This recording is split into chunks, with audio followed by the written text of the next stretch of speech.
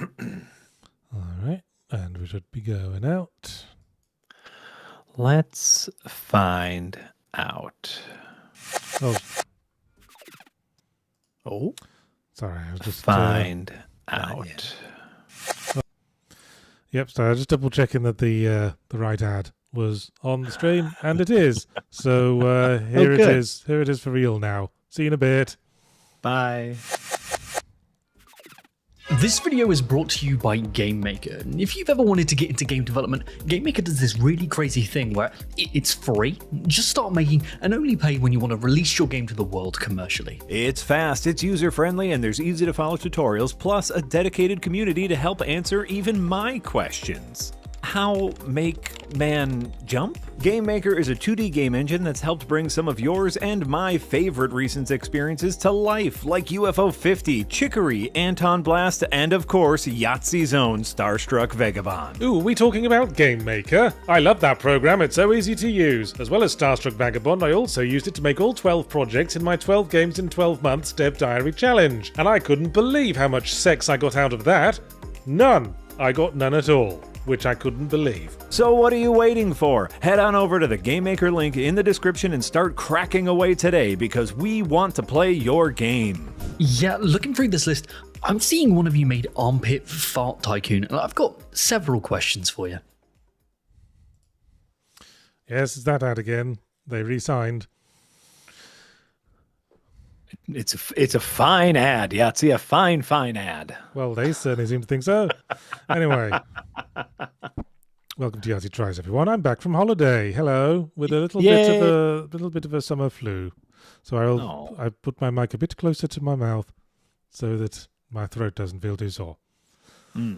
Good call. Good Jack, call. I'm here to bolster. Jack's here, by the way. It's Hi, Jack. I'm Jack. Look, everyone, it's Jack Packard off of the internet. What? Is that Yahtzee Croshaw of... I've been wondering what happened to him. I can't find zero punctuation anymore. Oh, every bloody week. It does seem like we get those comments every single week. Let's Hi, get loud. everybody. Just a sec. Well, while that's loud, I'll say Georgina Reed and Chris Santucci, welcome to the Green Gang. We appreciate that support. Thanks. So this week I'm starting us off with the System Shock 2 remaster, which I'm playing to see exactly what constitutes remastering in this case. I've played quite a bit of OG System Shock 2. Are you much familiar with it yourself? I'm only familiar with it. I've seen playthroughs of it, and I have never played it myself. I've played the first couple of hours of System Shock 2 more times than I can count. I'll say that I finished it, once. Maybe once. Oh! Interesting. It's one of those games. What for you, what's always the reason? Is it a similar reason for the drop-off? It's just that it's one of those games where the final couple of hours for it is kind of annoying. And okay, fair. It's one of those games where if you make the few wrong choices too early on, you're basically fucked. Like 8 hours later. Oh, I see they've upped the resolution on the intro cinematic.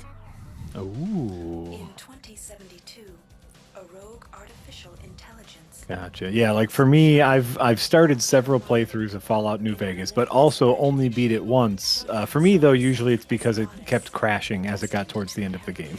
Yeah. It kept crashing, and also a lot of the end game is just running back and forth between two spaces, running errands for people. So. Well, that's Fallout for you. I think that's a lot of these kinds of games. Yes, hey, can you get me this? I think running errands sums up a lot of it pretty well. Although I just finished Death Stranding 2, of course. Oh, super errand running simulator. I've only played a little bit of Death Stranding 1, so I'm making many assumptions and extrapolations. Yep, this is the exact cinematic from the original, but just with all the assets redone with a high resolution. Well done, Okay. Night Dive. Is that what you're hoping for here? Like, I was wondering that. I guess it's a little dated in some ways, System Shock 2. Like the movement feels a bit stiff. Yeah. The interface is kind of dog shit. I mean, we're all used to very pretty user interfaces these days. yes. And this is going to be remade from scratch, but it's completely beat for beat exactly the same. It's like the remake of Psycho from the 1990s. Oh, the Gus Van Sant Psycho? Sure. Yeah. Yeah. But wait, so is it a remaster or a remake? I would, by the definitions of my recent semi-emblematic on the subject of remasters, reboots, remakes, and reimaginings, this would be a remaster. Okay, great. Like, same game, basically the same game, Yeah. but all the visual assets have been polished up. Essentially the same visual assets, but just prettified. They look all swanky. Yeah. Like They you can put tell- lipstick on that hog. Yep, this is one pretty pig. Great. Because the first obvious sign is that they've clearly just updated the textures, but not the number of polygons in the environments. Yeah. Everything's Yeah, I like can. everything is very flat boxes. This looks like the prettiest PlayStation 1 game I've ever seen. And there's some characters. Oh, you can actually read the menu now. Oh, Oh, what does it say? Happy Noodle. Chicken dumplings, lemongrass pocky. Oh, what a horrible thought. Lemongrass poke? It says pocky, as in What's a pocky? as in the Japanese snack food that's like a thin breadstick covered in chocolate. Ew, lemongrass. That would be gross. I was thinking like a poke, like a rice bowl with stuff in it, A Pokeball. like a poke bowl. Yeah, I'm just gonna do the Oh, just gonna do the basic training. Make sure they haven't messed up the controls too much. I love these visuals. I feel like I am in Tron. Hang on, need to Okay. turn my mouse sensitivity up. Currently, you should be able to look around. Whoa. I'm a small mouse movements boy. Sure. This puts you in use mode, where you can access your inventory and Okay. Eric says I think the textures didn't load. No, this is the training simulator. This is the future, man. your character MFD by selecting the body icon located at the bottom of your screen. This is what the Star Trek holodeck looks like. Yes. Character MFD displays your strengths and abilities pertaining to different skills. When you're ready to continue, Oh, look at that inventory.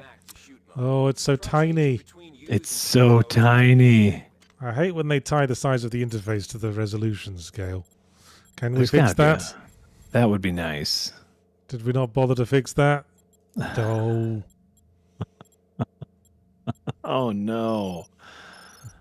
Well, guess Don't we're worry, everyone's going to be playing it on a giant monitor. It won't matter. Now follow the really fucking tiny subtitles as well. But that's good, because the original didn't have subtitles at all. highlighted item will display brackets around it, showing you that it can be picked up. You know, The interactive it's fine. That kind of interface is coming back, though. Baldur's Gate 3, had tiny menus for days for your inventory and everything. you see here is a med hypo. The item you see here is a med hypo. Yeah, I thought the voice acting was different. Inventory by pressing the Oh, they have all new voice actors. The chat just pointed out that the voice acting is all new. and pressing the That's nice. I wonder if that was a rights issue or a quality issue. revealing what is inside. Good question. I mean, it might be quality because famously Looking Glass, a lot of the voice actors, they just get in whoever happened to be around. Like half the development team pulled double duty. Visible on your screen is Hey, so we can Hey. actually... hire real people. Visual noise, visual noise. Yep, they haven't changed the controls much at all. Good, I think. Maybe. Oh, shut up. Overlaying dialogue. It's driving me mad. Ah, luckily you didn't share audio, so I can't hear a thing. Hee. Alex Armstrong, thanks for the tip over on YouTube. Yahtzee, what's your beef with generic and on-the-nose protagonist names? And don't say it's lazy writing. You literally have a character named Trilby. Well, that's unusual, isn't it? Oh. It's just unmemorable, like calling a character John Smith. Why do I have to explain to you why it's silly to name a character John Smith? Yes. Now, I'm trying to remember what the best route is. It screams of a lack of, from my opinion, I'm not speaking for Yahtzee, obviously, but for me it screams of a lack of personality. It means that the writer didn't have a good sense of the character. I'm going to go Navy, because Navy's like hacking focused. Ooh, and, nice. And there's a lot of hacking needs doing. Sure. The choices are hacker, or like basic, like big tough weapon using marine, or magic future psychic wizard. Oh, that sounds more fun. It's really not as useful as it sounds. It sounds really badass. It means you can telekinetically pull things from places, although you could always just walk over to it and pick it up that way. Oh. Could we pull him? Could we pull him off that stand? No, only like small objects. Oh, that's lame. That's lame. Yep, that sure is a high-res floor texture. You reading out the super chats, by the way? Yeah. I know we just got one, but I read out the one we got before. I did miss one earlier. Ho, no. I don't know how I missed that one. I missed one from Gelden Yedich, who says, System Shock 2 has a special place in my heart as the game that scared me so much I had to come back in 10 years to beat it. It's so atmospheric. That text is still so tiny. Okay, +1 hack, please. +1 hack. Hack is best. The text is unreasonably tiny. Agreed. What's a... going back to the other super chat, what's a good character name? Try to think of something that has a good character name that you remember and go, yeah, that's a good character name.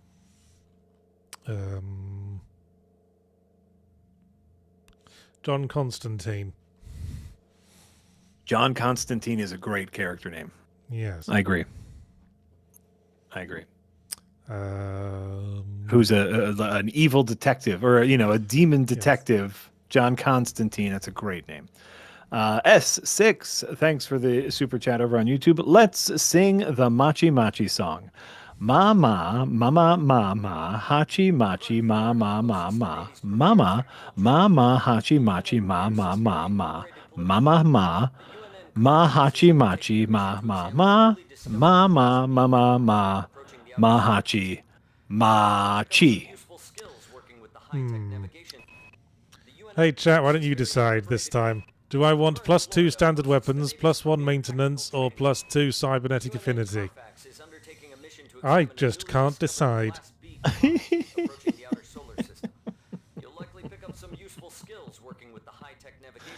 Right. Speaking of Pitch Perfect, I finally watched Pitch Perfect. Yahtzee, have you ever seen the movie Pitch Perfect? Can't say I have. It's great.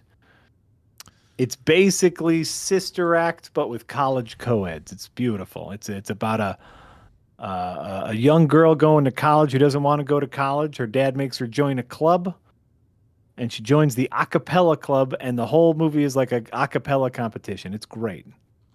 It's beautiful. I'm going to go with standard weapons, because cybernetic affinity is good for like late game, but we're obviously not going to get that far in fucking 1 hour. Sure. But you might continue the playthrough. You never know. Hang on. I want to see if the Easter egg's still here. Come on, do it, you pussy. Aha! He's Macarena-ing? Yes. Thanks for keeping the Easter egg, Night Dive. All right. So now it's +1 research, +2 endurance, or +2 agility. And what is going to help you at very least in the first hour that you play this game? Probably endurance. Okay, nice. Kurega over on Twitch with a bit border. I find it funny that the class you pick in System Shock 2 ultimately didn't matter. You could upgrade whatever you like. My favorite build was all psi powers. By the final boss, I had too much money from selling ammo. LUL. Again, that's late game strategizing. Yeah. So we're a Marine in the future, and we've done 3 years in our tour of duty, and our final year of duty will be dispatched to the experimental UNN Rickenbacker ship. Just think of it as the ship of Event Horizon, if it helps. Awesome. I'm with you. It took a faster-than-light journey to the furthest reaches of space, and we're going to wake up in cryonic preservation with no memory of anything that happened up to then. And we'll see how things are going. I'm sure the ship will be just fine, and everyone will be around to greet us as soon as we get out of cryonic preservation. I'm sure nothing bad could happen. Wait a minute. Well, obviously someone left a mess. Yeah, it's pretty messy. Someone made a big old stinky. Oh, dead bodies. Well, people still die in, like, safe workplaces. Accidents happen. True. That's true. Could have been an accident. Wait, that's another dead body. And, uh-oh. A scared person. Oh, no. I think they've updated the animations, which is probably just as well. Okay. That's nice. Starlord98, thanks for the super chat. Taking one of my quotes already out of context, which is, "Can we pull him? Can we pull him off?" Jack Packard, 2025. If you ask politely. Steady yourself, soldier. Usually the answer is yes. Okay, looks like they didn't update this voice acting. You're safe for the time being. As I said, I'm very, very familiar with the first hour or so of this game. Yeah. You're on board the starship Von Braun, and something's gone very, very wrong. Well, maybe this was the one person that they actually hired a real voice actor for, so they decided to keep it. Or it's like, okay, is this voice iconic? Is this? I guess because this is like basically the main character of the game, because our character doesn't speak. Can you remember that? But keep your eyes open. Okay, yeah. So then you can't, or it would be a difficult decision to mess with something that iconic. Yes. Saying anything further would be spoilers, I suppose. Oh, that's fair. That's fair. Okay, so now you've had these visions of what has been happening, and now you wake up, and now you have to figure it out. I love it. I love it. Kurega over on Twitch with a highlighted message, giving a great suggestion for a character name that's full of personality, Sebastian Piss. Oh, there you go. Yeah, that's a great character name. That is a great character name. See, if I were designing this interface now, I'd have had press tab to bring up the interface, and then press escape to get rid of it. But if you press escape while the interface is up, it goes to the menu. Okay. So how do you get rid of it? You press tab again. Oh. But I'm sort of hardwired to press escape to go back a step in the interface. Oh, I like using the same button to turn it on as it is to turn it off. I'm a fan of that. I like it. Over on YouTube, Sussy Guru, thanks for the super chat. This is Tau Ceti V. Tau Ceti 5. Oh, well. Because it's a planet. It's hard to type. It's hard to know that was a Roman numeral. Unless you know anything about how planets are classified. Right. Planets are called name of star and then a number, because that's how many planets out from the sun they are. Like Earth is Sol 3. Oh, okay. I did not know that. Tau. So this is Tau Ceti 5. Nice. Also, King Dead 42 with a classic Lawrence Fishburne line from Event Horizon. We're leaving. It would have been a very different movie. The classic Fahrenheit 451 reference that all these games have to have. Okay.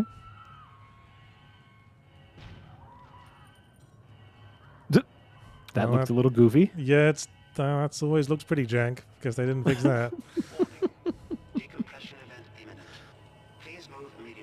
And was that a monster or was that another human Ooh, attacking? You'll have to keep watching to find out. Oh, I'm held in anticipation.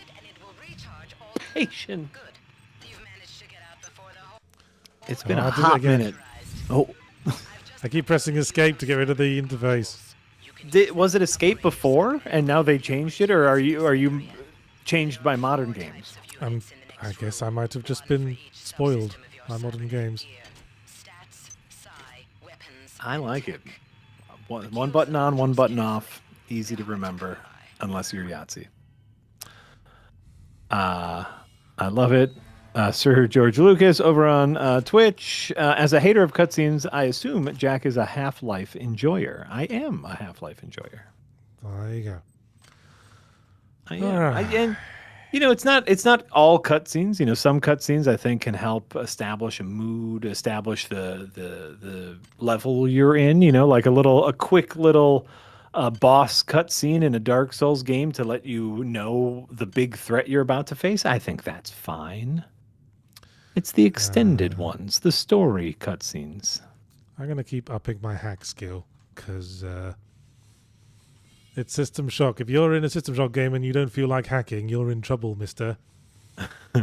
You've come to the wrong part of town. Right? And how do you level up in the game is my big question. It's entirely based around collecting cybernetic modules, which you can either find around the environment, hidden in places or on bodies, or your helpful voice person will give you a little wage of them every time you complete your objectives. Gotcha. Okay, neat. And then you can put those in any, you can put those points anywhere you want. And now I can hack the Gibson.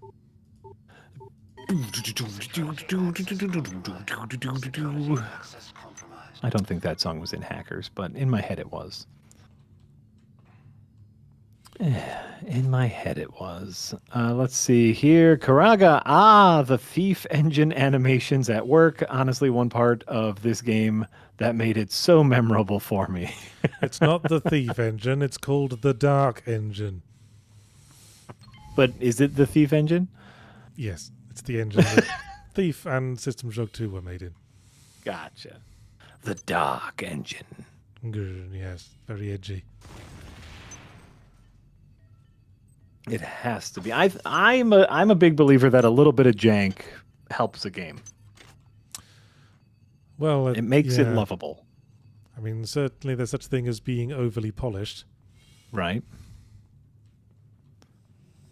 But if it's a little jank, then you never feel bad if you have to cheese anything in the game.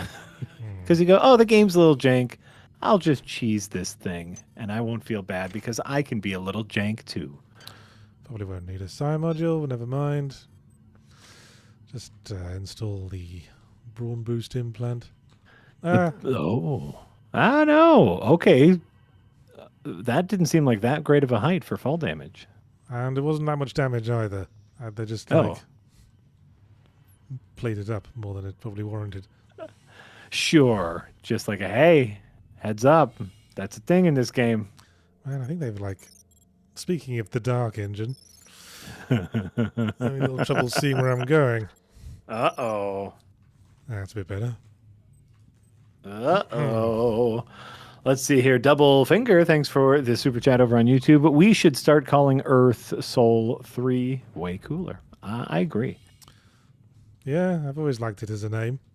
Yeah, I agree. I like when like in Guardians of the Galaxy when they call Earth Terra. It's like, yeah, that's fun. Now, here's one of the very few examples of where it's useful to have the telekinesis psi power. There's shit Okay. on that beam over there that I can't reach. Oh, So can you jump? If I could have pulled them over there, I could probably have got them. Well, let's see. Ooh. No, jumping sucks. Or you suck at jumping. We don't know. It could be either.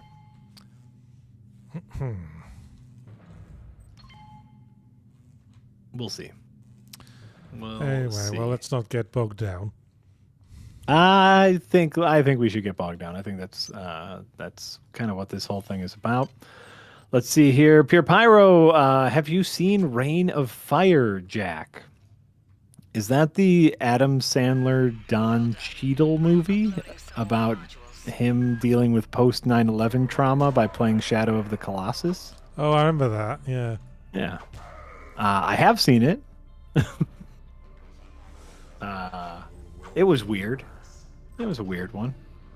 That was still like Hollywood trying to figure out if they could profit from trauma. Oh.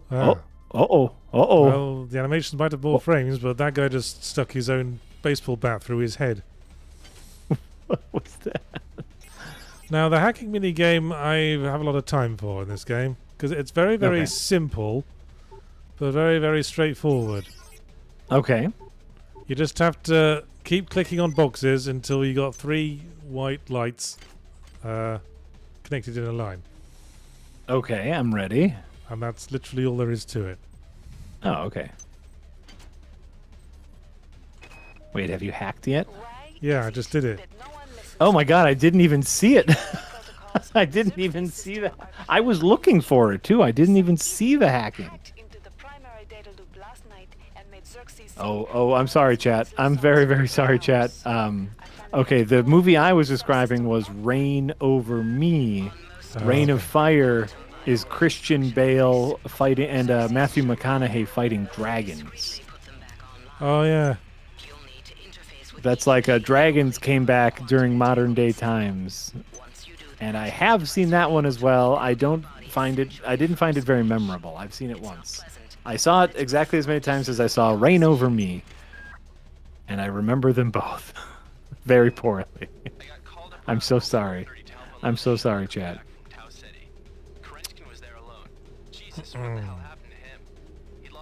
Very realistic bloodstains there. Well done. A very realistic, very horrified-looking hanged man. I like how it's. I know it's supposed to look like it's slightly swaying. It's just that his head, for some reason, is steady as a rock, and the rest of his body is swinging. Doesn't it kind of look like he's putting the moves on you? Like, hey there, sailor, what are you doing tonight? It looks like he's like a small child who's done something they're very ashamed of, and is looking at their feet as they try to put the Q-tact on. I don't know what I did.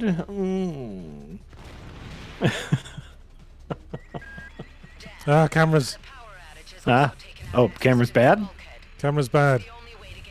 Okay. Cameras hurt us. Cameras hurt us. Oh, no. Oh, I see the hacking minigame now. Okay. Camera's offline. See if the camera sees you. And Nope. Up. Come on. Then it sets off an alarm and all the monsters come and rush your position. Ah, nice. All right. S6, thanks for the super chat. Question for developer Yahtzee. Are Second Wind going to do a podcast about Stop Killing Games? The YouTube drama has made impossible to find nuanced discussions about impact, if any, on indie devs like you. Well, we interviewed Ross Scott on Windbreakers like ages ago. We were pushing At the start of it, yeah. Yeah, we were pushing Stop Killing Games way before it was cool. I'm very gratified to see it's the new the hot talking point. But, Yeah. you know, I've been aware of this campaign for years, since the moment Ross Scott first initiated it. Mm-hmm. Where have you all been, you old Johnny-come-latelys, trend-jumping gits? There was some drama recently that helped. Well, I think fortunately helped stoke a little fire under everyone, which is a good thing. But I guess, do you think that if laws were made to help give consumers a good end of life for their video games, it would affect you as an indie developer? No. Okay. No. Well, it would affect me in the sense that, you know, it would be much easier for people to actually get into games. And I don't make online games, so, you know, I got no reason to turn my games off. Yeah, fair. Yeah, I do think there is a nuanced discussion to be had. I think, though, that nuanced discussion needs to be had after we get it into the hands of lawmakers. Right now, it's very plain and very simple, in my opinion. Of just, we are looking for some consumer protection rights, and we want to know if we will be able to use the thing we bought down the line. It's very simple, in my opinion. Can we use the thing that we bought? Well, I found a gun. Ooh. But best to be careful about using guns in this game, because guns degrade, and we all love that weapon degradation, don't we? Yeah. No, I do not like weapon degradation. Oh shit. Oh. Hey, I turned security off. I guess it came back on. Sasaguru 2000, thanks for the super chat. This is probably referring to that man who had hung himself and said, "Wanna hang out?" I think that guy would rather not. Small things please small minds and all that. It's true. I'm very happy with myself. Yeah. Yes, armor piercing bullets. Thank you. Where the fuck were they? Right. All right. Okay. Let's see here. Where are we going? Yes. Kelcro says, I still remember the trauma of hearing a monkey out of sight in this game, followed by its screech as it sees you and inevitably attacks. Yeah, you gotta watch for them monkeys. There's monkeys there's space monkeys? Space monkeys that make stock monkey sounds. I remember that Beastie Boys song. Space monkeys, that funky monkeys. Space monkey chunky. Man, I'm not having the best of luck with the hacking right now. So you're just pressing things? I'm literally just randomly pressing buttons. That does not seem very satisfying. Well, there's so little thought, because fuck it. We'll keep security on. Hardcore mode.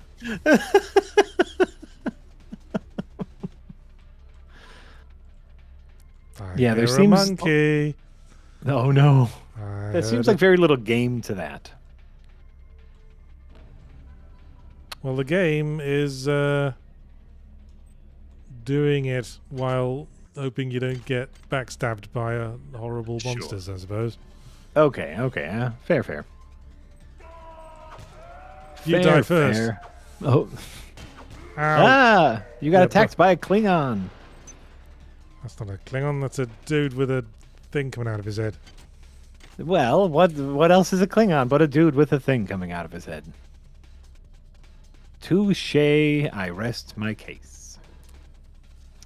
Mupman43, thanks for the super chat. Jack, ever listen to Don't Touch My Clogs by OCT? Seems like your kind of humor. Also very 80s Euro synth if you like that. Fucking monkeys.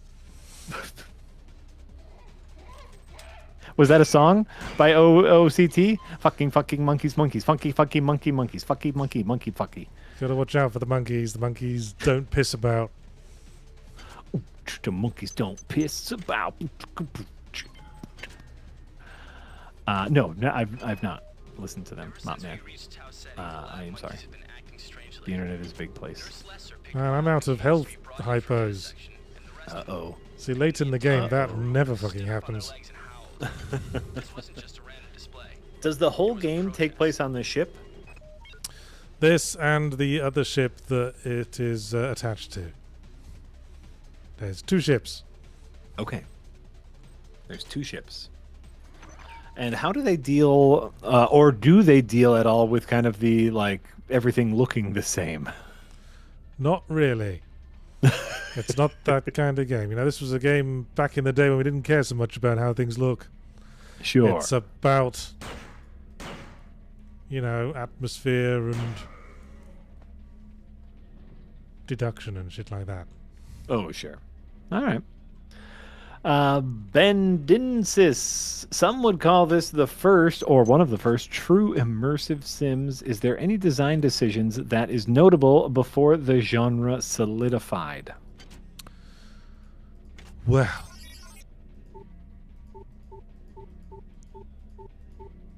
I don't think immersive Sims have ever been a terribly solidified genre at the best of times. Okay.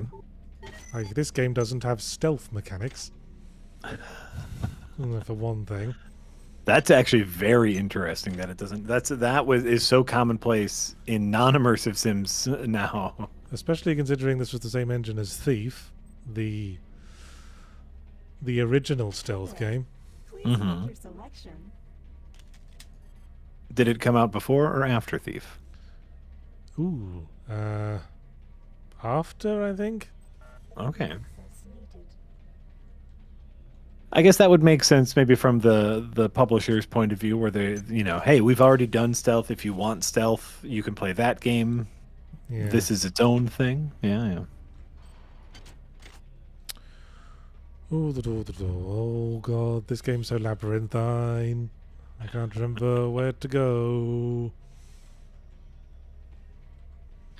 Let's see here. Oh. This is we have an objective. Before we can do it, we have to do X. Before we do it, we have to do Y. Before we do Y, we have to do Z. And so on and so on. It's one of those kinds of games. And it's just up to you to kind of figure out where to go and what to do? Well, there's that helpful shouty lady who keeps shouting at us. I can't hear that. I can't hear a helpful shouty lady. She could be minimally helpful. I don't know. Let's see here. NG Plus says, I read once that Thief was Terry Pratchett's favorite game. Huh. I remember reading that, yes. Interesting. Oh my god, look at that thing coming out of his head. Hey, he just broke the ceiling. How immersive simmy. You can break the ceiling? What? Okay, I happen to know there's a bunch of shooty bang bang turrets down there, so I need to turn the security off for realsies. Marith D, they reused that same monkey sound effect in one of the Monkey Island sequels, and it freaked me out. It's just a stock monkey sound effect. Right. It's like how everyone says every sound effect is from Doom. No, Doom just used a very popular sound effects library. Right. Where's that security console? Like every time I replay Dark Souls and they pull you into the painted world and it's that like generic dun dun sting noise and you just roll your eyes a little bit. Like, come on. You had money. You had money enough to make a better sting noise.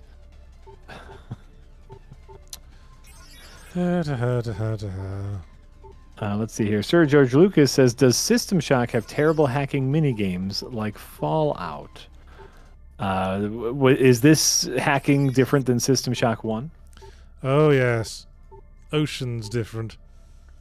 In System Shock 1, you had to go into a whole fucking virtual world and play Descent for a while. Really? Yeah, and I guess nobody liked it, which is why hacking is now this.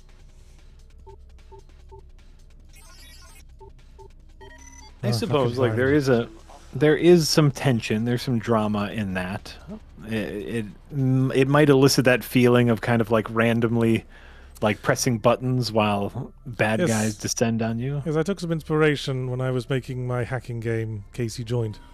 Yeah. If you'll recall that. I do remember that one. That was a very fun one. Where you just mash the keyboard over and over and over again. Okay, I'm trying to remember what the button is for changing the ammo type. Yes, anti-armor.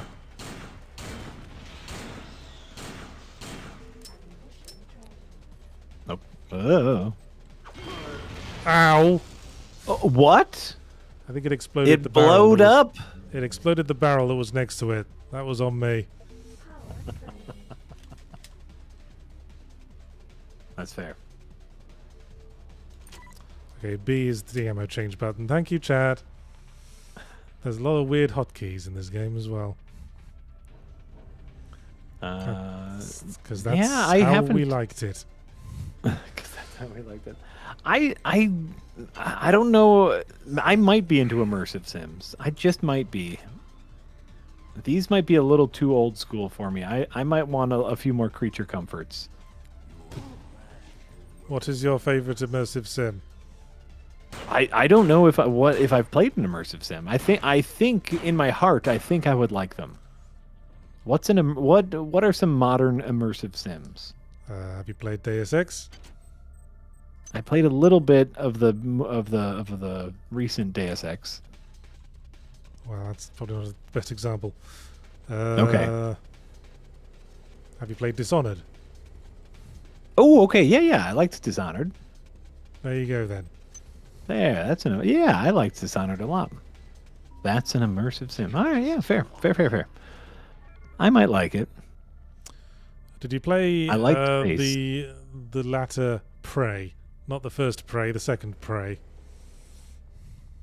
The one with the black goo monsters? Yes, that one. I started it and then gave up on it. I did not care for it. Well, maybe you don't like immersive sims then. Right? Maybe I just wasn't in the mood. I like Dishonored 1 and 2.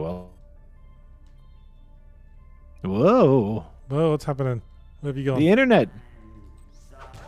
I'm gone. Oh, come back, internet. I need that. I can hear your voice, but your face is missing. Well, what are you gonna do? How about this? Haha! It was. I could fix it. There we go. Maybe it was my internet. I know Shadows of Doubt is supposed to be really good. I just don't think I'm gonna get around to it. You really liked Shadows of Doubt, right? Yeah, my definition of immersive sim is any game where you can either go in a room through the front door or sneak in through a vent. That's pretty good. That's pretty good. Yeah, that's basically the root of it. It's just it's just all about choices, I suppose. Yeah. You can we give you a little sandbox, and you get to figure out how you want to play in the sandbox. Yeah. They like to say, hey, use a solution that would work in real life, and it never fucking does, but they always say it. Well, it can't be all-inclusive. Let's see here. Nixia, member for 19 months of the Green Gang, says, ooh, ooh, ah, ah, insert other monkey noises here. Thank you. Yep, there you go. For the monkey noises. Monkey autopsy. Now it's a party. Uh-oh. It's monkey time. Oh, I can hear monkeys. Uh-oh. I can hear very cheeky monkeys. It's never a good sign when Yahtzee says, I can hear monkeys. Sasiguru 2000, thanks for the super chat. Games should use the Wilhelm scream more often. Because we don't hear that enough in films. Yeah, I'm even in the boat of maybe some films should not use the Wilhelm scream. It's gotten too popular. It's only ever used as an in-joke now, though. Not Yeah, but because the it's- audience is too far in on the in-joke. You might witness some strange phenomena. It takes you out. If you know about it, too many people know about it, and it's used too often. Theoretically detect residual psychic emanations. These emanations In my usually opinion. come from the recently dead. Literature might But call them ghosts. we'll see. I call them Whoa. self-hypnotic defects in the R-grade Let's see here. Karega says, Yahtzee, did you play the System Shock 1? Okay. Wow, monkey. I Oh my reviewed God. I reviewed the System Shock remake, and you can enjoy it on... I think it was on Zero Punctuation, actually. Or I don't enjoy it. Don't enjoy it. There's that camera.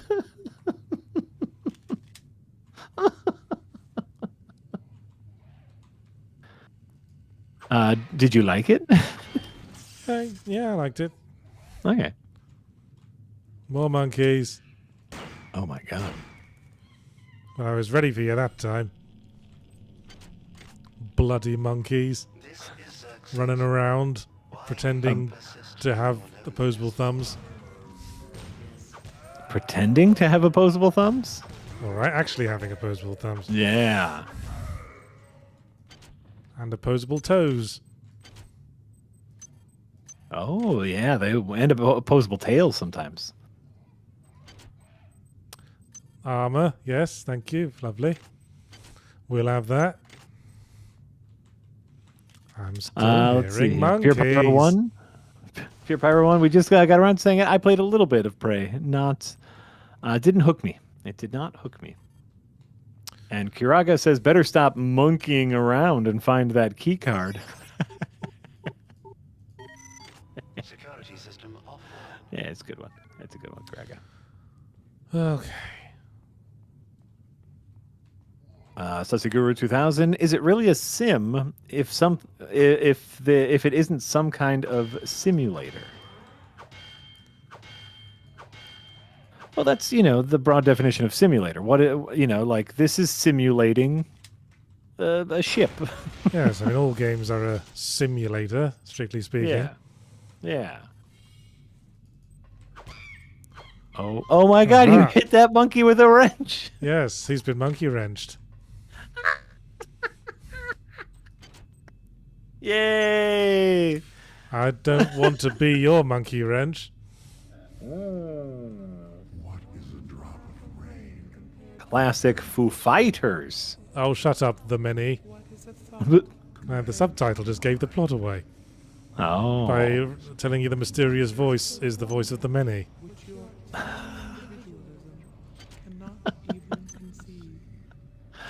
Game, you added accessibility and you ruined the plot. Easy to locate. Terrible. Kiraga says, "Ooh, is Xerxes still voiced by Stephen Russell, aka Garrett?" Yeah, sounds like most of the voice acting's the same. It was just the trainers in the intro for some reason.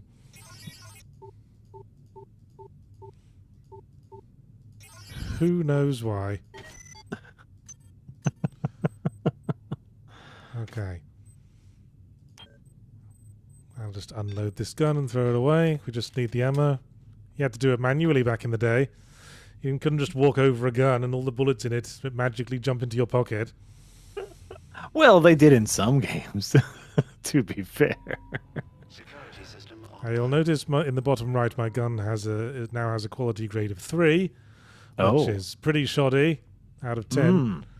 So if we keep firing it, it's going to break and it's going to need to repair it. Fucking cameras. So we need to find maintenance tools. I see someone in chat says, "Whoa, Yahtzee knows the foos." Who doesn't know the foos? That is the first time I've ever heard them referred to as the Foos. I'll be Yeah, honest with you. they're the Foo Fighters. They're the opposite of Foos. They are the enemy of Foos. Yes. Yes. They choose to go to war with the Foos. They choose How to dare you. oppose. They choose to oppose the Foos. Yay! How dare you insinuate that they are one with the Foos? Fucking monkeys. Fucking radiation. Fuck. Everything in this game wants to kill you. Funny that. It's almost like it's a video game or something. Kiraga says weapon maintenance is the reason why I said fuck it and went all psi build. Yeah. I think that's fair. If you don't have to worry about degradation that way, why not? This radiation room has a nice, convenient radiation clearing shower just outside it. Hey. Tells me they've replicated a whole bunch of rad hypos. I'm gonna pick those up and distribute them to the engineering staff unless It's like using magic in Dark Souls 1. It doesn't cost stamina, it's a hacker's paradise. and your staff doesn't break at all. It doesn't degrade your staff to use magic at all. It's free. Yeah. It's silly. Why wouldn't you do it? It's free real estate. I see you.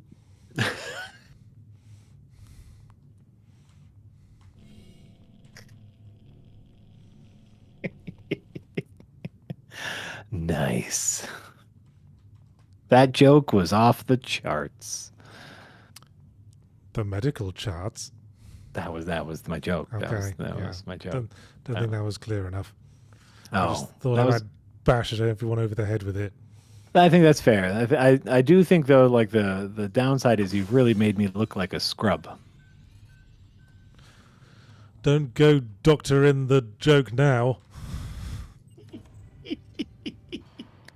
You've made it into the crew sector. Now find Dr. Watts' room. Hey. Oh. Electronic Oh, art frames. Those exist now in real life. wow, they do actually. System Shock 2 was ahead of its time. And look, is that an electronic magazine? Like that's an Uh, iPad. Yes. Yeah. Well, that's a Star Trek pad. Star Trek gotcha. got to that one first. Gotcha. Might even become more historic. First contact. And who is there to get exclusive rights to all media, patents, and I'll just load up on chips and cola next time I want an easy heal of a small amount of health. You can also get alcohol, but alcohol lowers your psi points, Oh, sure. which I never use anyway, so who cares? It's like how in Bioshock, food increased your health, and alcohol increased your health at the expense of your magic power. Sure. And I think it was cigarettes increased your magic power at the expense of your health. Because smoking is cool, and you Yeah. need to be cool to do magic. Pretty much. Let's see here. Bendinsis, have Oh, you played this God, game this when is so fucking tiny. Trying to figure is- out hold what on. the best upgrade is. That is unreasonably tiny. It's even worse because I'm playing in a window. Yeah. Had you played this game when you made 1213? Is the question Bendisis has. Yes, probably ripped it off in a lot of ways. That's how I used to roll back in the day. I mean, one of my games that went down really well was Trilby's Notes, which was like almost start to finish, ripped off from Silent Hill 2 and Eternal Darkness, my two favorite horror games. Sure. I mean, if you're going to steal from the best. There you go. Good artists borrow, great artists steal. Mm-hmm. Mm-hmm. Okay. Hack. Always upgrade hack. Hi there. Please make your selection. Hacking is the best. Because hacking is the best. Meredith D, that expectant look that Jack just made, thank you for that. You start punning. You start punning. You got to mug a little bit after you pun. Oh, this is the kind of beer you can't pick up. Oh, asset beer, not drink beer. What's it say on the side? Peas? Peas beer. Beer made of peas. Ew. I just don't imagine that would be good. But hey, you've been in space for how long? I'm sure they're willing to drink whatever they can get their hands on. I mean, you could probably distill alcohol from peas. You can distill alcohol from virtually anything. Right. Potatoes, corn. But what would it taste like? Someone look that up. Has anyone tried to distill peas? Is this a thing? Is pea alcohol a thing? Not that kind of vegetable. pea. The vegetable yes, the vegetable pea. We're not talking about urine-based alcohol. I'm sure that's a thing, you sickos. There's a bunch of sickos out there. Let's see here. Brett Walden says peas in space. That's what the spacesuit's for. I'm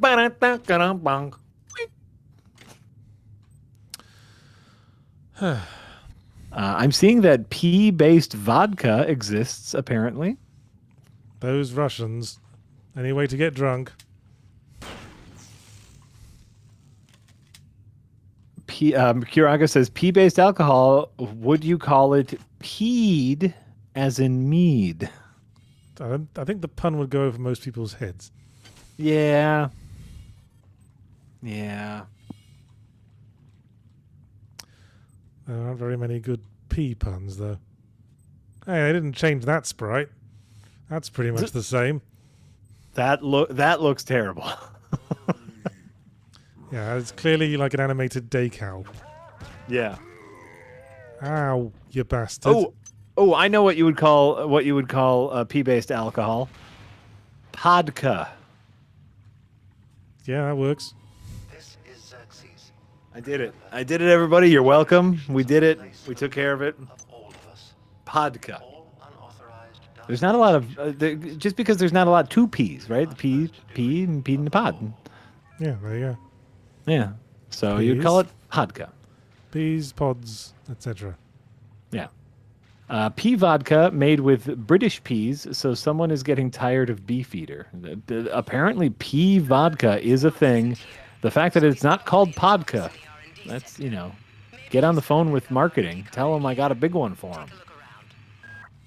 That's right. I am an intellectual powerhouse. You're welcome, everyone.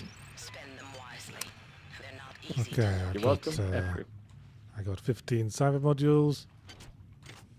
Yes, Polito just told us that those cyber modules are pretty hard to locate. So I'm guessing this is the equivalent of Bitcoin in the future.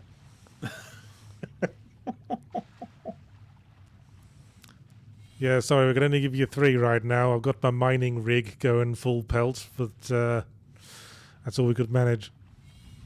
I can right now. I can loan you 3/4 of a different pack that you can theoretically down the line exchange for the pack you're looking for. I'm gonna make sure to get research because you can't win the game without research. Like the plot requires you to research at one point, but it's also very handy to have. Sure. What does research get you? Well, when you pick up weird things, like this thing we found on a hybrid dude, you can research them. Ah. And when the research is complete, we'll usually get something like a damage bonus against the enemy that dropped that particular item. Ooh, okay, that is cool. Right, well, we've got the key card for the other place. I see this remaster still has the slightly out-of-place techno music playing in the background.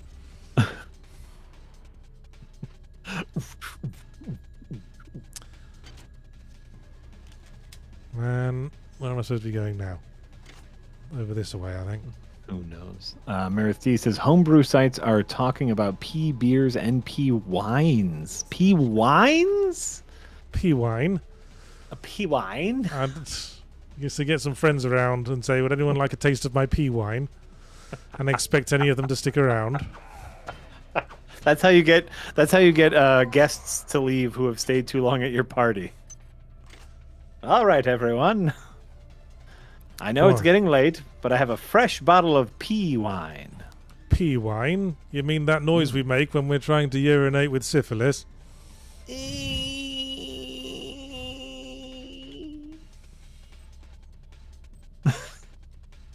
Thank you for demonstrating. You're welcome. You're welcome. That's what I'm here for, Yance. I'm here to do the hard work. I know your voice is still strained. You can't make the pea wine. Quite. What am I doing? That's a great. I barely understand the game from me watching it, so Okay. it looks fascinating. That's researched. Now I can research the monkey brain, but I need fermium. And hopefully there should be some fermium, yes, hanging around this chemical storeroom. All I got now is some lucium. Okay. Meredith D says, have you talked to homebrewers? It's like runners or rock climbers. They'll always bring it up.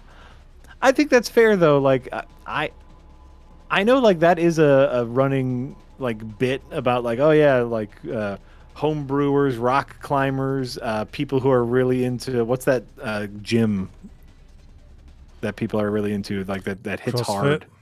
CrossFit gym users, right? Like that's all they ever talk about. But like what you're describing is people who have a hobby and are excited to share their hobby. Well, fuck them. No. I'm sticking up for these people. I have some friends who are runners, and they tell me about getting ready for marathons. I do not care, but they are my friends, and I listen to them because I'm excited that they are excited about their hobby, y'all. Oh, it's 2:00. Well, shit, that flew by. I am satisfied with the understanding that System Shock 2 Remaster is pretty much just System Shock 2 again. Yeah. Well, great.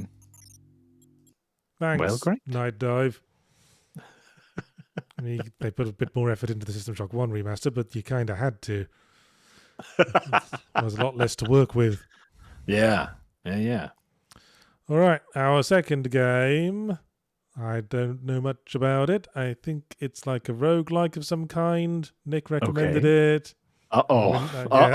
Exactly. Nick here's the problem with Nick. How much time have you got, listeners?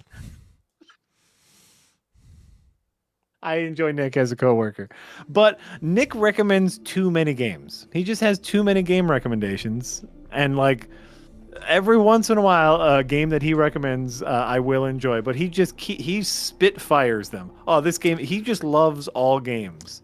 Yeah, I mean, you know, that's a virtue to an extent, but you know, it does mean you can't really trust his recommendations much. He's not he's not, you know, a connoisseur on our level. Correct. He's not a good barometer as far as game recommendations, but you know, every once in a while. Oh, look, it's Siren. Hello, Siren. Did I mention the name of the game yet? It's called Galactic Glitch. Oh. And apparently it's physics based in some mysterious way. Okay, I see a spaceship. But I guess we're going to find out. Wait. Whoa. Okay. What? Grab. Oh, okay. Okay, so it's asteroids, but we pick up the asteroids and throw them at people. All right, I can kind of be down with that. Maybe. I can kind of be down with that. Let's see, Starlord98. Thanks for the super chat over on YouTube. What tier do I have to sub for summer game drought review, but Yahtzee has had a bottle of pea vodka? I mean, I'd do that for free. I want to try the pea vodka. We do, here at Second Wind, we do have a P.O. box. If you would like to send us some P vodka, I will make sure it gets to Yahtzee. Ew. Do you really want to try P vodka? Don't you? No. One, no. I'm curious. Well, I know you don't drink. So. I don't drink. But also, two, I don't think I never, when I did drink, I did not enjoy vodka very much. You're not supposed to enjoy vodka. It's alcohol specifically designed to be incredibly neutral, so you can just mix it with whatever the hell you like. Mixers. Just, yeah, I'd have like a vodka tonic or a vodka and Coke. Sure. And literally, there is literally nothing that doesn't work with vodka because vodka tastes of nothing. I never cared for it. I never cared. Kiriga says, a P.O. box, you say?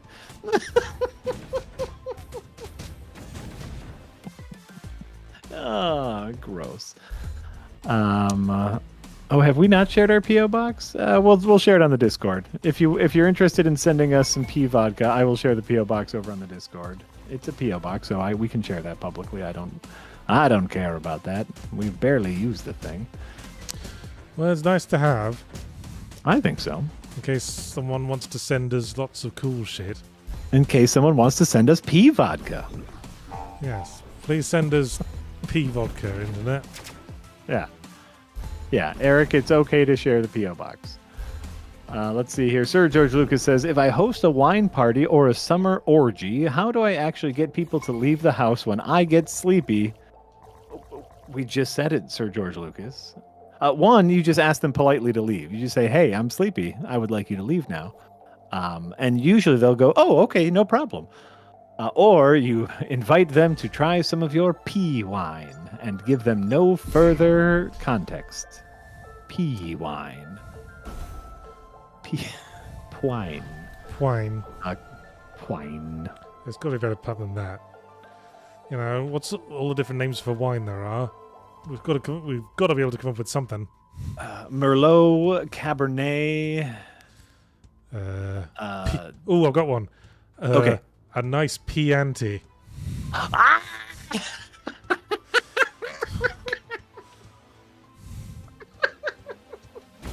That's perfect. That's perfect. I've been distilling it all day. I have a nice Chianti. I ate his liver with some fava peas and a nice Chianti and some peas. And then I peed. Kiraga says, Nick recommends equal Yahtzee disapproves. Not all the time. Just most of the time. Just most of the time. Okay, so we have a way to shoot at the baddies, we have a different way to shoot at the baddies, and we have a third way to shoot at the baddies, and we have bombs if we really can't be asked. All right. So you have like a weak little pew-pew gun. You can pick up rocks and throw them. Yeah, we've got a charge shot, but the charge shot is a different button to the standard shot. Okay. So I guess because we're supposed to hold down the... Oh, hang on, Nick's getting butthurt. Nick's in the chat getting butthurt because we said he recommended this game. He didn't recommend it, he just listed it from like recent games after I threw out requests for suggestions for Yahtzee tries today. All right, fine. And yes, he did. I don't recall you recommending Blueprints, Nick. I remember playing Blueprints at GDC and thinking it was really good. Mm. Fair point, you did recommend the Altars. Well, you said the Altars was in the account, and I had to play it anyway because it's my job. So, which is technically a recommendation, I suppose. Sure. But Nick, now that you're here, you can answer one of Mirith D's question, which is, can you name a game that you didn't like? Nick, what is a game that you don't like? That most people do like. Let's clarify that. Ooh, sure. A game people seem to like that was just completely lost on you. That's fair. Well, here's what I'll say while Nick thinks about that. Like a game that Nick did recommend to me that I did end up liking was the newer Lords of the Fallen. That's a game that I really ended up enjoying. Nick did recommend that to me. That I really liked. He's also recommended several Souls-like games that I did not like. Well, there's a lot of them about. Exactly.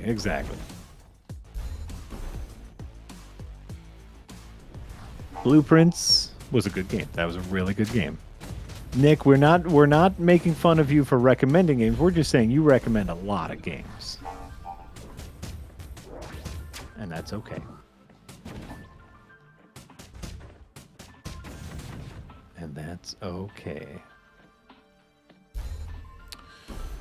Oh no, and Kiraga, this is what happens when you invite me on Yahtzee Tries Yahtzee. It just turns pun-based, because Kiraga says, and if you want to send smelly stuff, send it to the B.O. box. Well, you don't do much to discourage it, let's be fair. I truly enjoy puns. I truly do.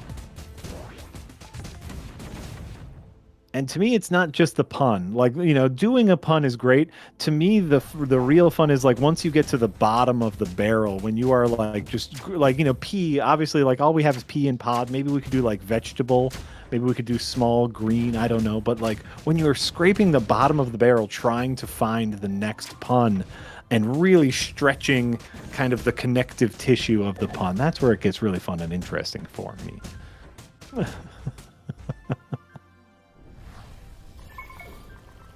And that's okay. Not everyone is into puns.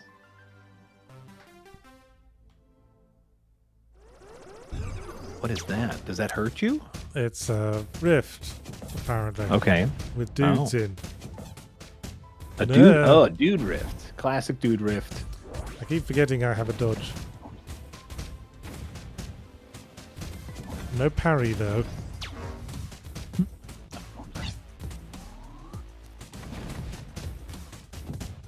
That's fair. What do we have here? Sir George Lucas. Nick is infamously the biggest Mortal Shell enjoyer out there. They announced a sequel, if that's your thing. Ah. Yeah, Nick really did like Mortal Shell. I did not care for it, but that's okay. That's okay. It's okay to like different things. I'm happy to know it's getting a sequel. That's nice for them, I guess. You know. And Fungus Finder with a super chat said, "I said it earlier, but I want more attention in talking about pea-based alcohol. Is pitching Pisky." Well, that's getting away from the original pun, isn't it? Right. That is urine, a urine-based alcohol, Pisky, instead of a vegetal alcohol. But we'll take it. Though. If I had, I might name a small, adorable dog Pisky.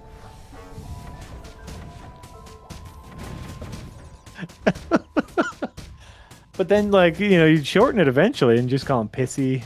Come here, Piss Piss. Hey, Piss. Piss Piss. Piss Piss Piss Piss Piss Piss Piss Piss. All right, then. Yeah, I should probably name a cat Pisky then. You should in that case. Name a cat Pisky. And you go Piss Piss Piss Piss Piss Piss Piss Piss Piss Piss Piss. Okay, Nick's saying he couldn't get into the Metal Gear games. Oh. Wow. That is entirely shocking. Mostly, like it's hard for me to get into the Metal Gear games because of the batshit insane story, but Nick says wasn't a fan of the gameplay. Nice, I'm sort of with him on that. I think all of Hideo Kojima's games suffer from a sort of an on-the-ground design problem. Like, the interfaces are always really hard to wrestle with. Ooh, and I think that is fair. Just the simple act of equipping a gun and pointing it at someone, it turns into this whole thing. I think that's fair, but the moment-to-moment is usually so wonderful. Like, you know, thinking mostly of like Metal Gear Solid 5, like where you are infiltrating bases, you are doing it how you want to do it, a little immersive simi-like. The moment-to-moment is so satisfying, in my opinion. But hey, that's all right. You know, we all have different feelings. Death Stranding is a game where I have to be constantly on the skip cutscene button. Because there's a prolonged cutscene for fucking everything. To hand in a quest, you need to watch a prolonged cutscene of Norman Reedus putting things on a box, and a prolonged cutscene of the dude staring at the things you've just put in the box. Ugh. Just start a timer. And I start skipping, like, from like the midpoint of the game onwards, I was just skipping everything. And then when it turns out, if I try to skip the cutscene where he takes a shower, there's like 4 fucking cutscenes. There's one where he goes to the shower, one where he turns the tap on, one where he's showering, and one where he comes back and sits down again. It's exhausting, is what it is. It's absolutely exhausting. What is this thing, and why can't I pick it up? I want it. Can you shoot it? Yeah, but nothing happened. Oh. Oh, looks like a boss. Uh-oh. Uh-oh. Oh, and Nick does want to say, ironically, love Death Stranding, though. As Yahtzee and I complain a little bit about Death Stranding. I guess Nick just really likes looking at Norman Reedus with no shirt on. You know, I'm not an unattractive man. Well, he is, let's face it. He's got a lumpy face and an unflattering hairdo. You know, yeah, maybe. I think he's right on that edge. He's right on the edge, for me. Oh, well. All right. I'll just point out, I'm first in our Fantasy Critic League right now. You guys started a Fantasy Critic League? Okay. Oh, no, that was a question. I didn't know you did that. What does that mean? I have no idea. Do you like try to predict where we'll fall on certain games? Like what the like Metacritic scores of games will be? Hold on. Fantasy Critic League. Oh my, this is a real thing. What? How to play? The goal of Fantasy Critic is to assemble the best roster of games released in a single year. Basically, you want to pick games you think will review well. So it's a game for optimists, is what you're saying. Very interesting. Very interesting. Don't really think I could play that. Oh, okay. They're doing it on Firelink. They did a fantasy. So him, Casey, and Marty did a Fantasy Critic League for Firelink. Ah, very interesting. What a bunch of scamps. I mean, hey, that's great. Let's see here. Nakemota, thanks for the super chat. I feel like I would enjoy life a lot more if I was as easily amused as Jack. Yes and no, friend. I'm an easy laugh. I'm a very easy laugh. I love laughing. So part of that, like, I find a lot of enjoyment in a lot of things. I find a lot of things funny that most people don't. And that's okay. That's okay. Oh, this is one of those roguelikes where you basically never get health back. Oh, sure. Every mistake will be with you forever. Yeah. You know, and I obviously I'm a big fan of twin stick roguelikes. And so this is a game theoretically up my alley. Though what's it doing up there? Take it out. It's awfully uncomfortable. Hold on for a second. Oh, anyway, now I can sit more comfortably. Are you tempted by what you're seeing so far? No. It seems very like I'm not seeing kind of the excitement. Like, are you getting weapon upgrades? Are you getting different weapons? Are you getting like what does the progression feel like? Well, I'm now being rewarded with something that spawns a heavy drone that rams into targets after a jump. Okay. Is this it? Great. Yeah, I've got one of these. Oh. Well, okay. Oh yeah, there he goes. Oh, okay. You I got a little friend. I got a little option, as I believe the term. Huh. Well, that's nice.